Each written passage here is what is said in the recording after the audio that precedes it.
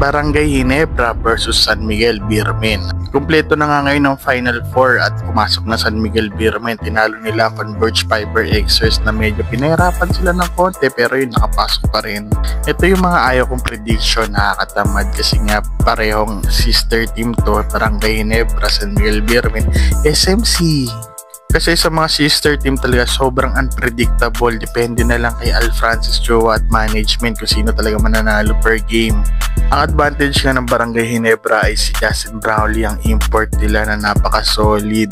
Ang advantage nga ng San Miguel Beermen is mas deep yung lineup nila, mas deep yung bench. Itong Barangay Ginebra nga ay sobrang babaw ng bench kasi ang daming injuries. Wala si Jamie Malonzo, wala si Jeremiah Gray, wala si Isaac Go. Kaya nga pag napapagod na to si Japet Aguilar, ang kapalitan na nila yung practice player na center nila na si Raymond Aguilar. So yun nga, advantage this San Miguel na mas malaki sila. Isipin mo, kapalitan ni Goodmar, si Motau Tua, meron pang Big Manuel.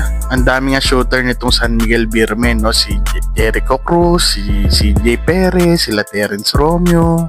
Pero kahit ano pang deep ng bench na yan, siyempre ang resulta talaga yan ay depende sa SMC group kila Al Francis Jowa. So sobrang hirap i-predict talaga ng game na to, guys.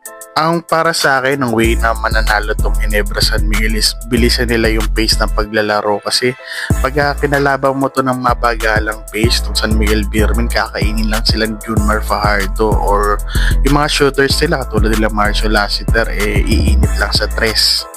Pero yun nga, ang prediction ko sa game na to, sobrang hirap talaga, guys. Feeling ko mananalo yung San Miguel Beermen. Sa mga mahilig tumaya dyan, guys, huwag yung mga bata, huwag yung gagayahin to. Sa mga tataya nga dyan sa San Miguel Beermen, feeling ko mag -5 kayo. Or sa Ginebra din, yun nga, same din, +5. Kasi prediction ko sa game na to is feeling ko magiging dikitan tong laban na to. Pwede umabot din ng overtime.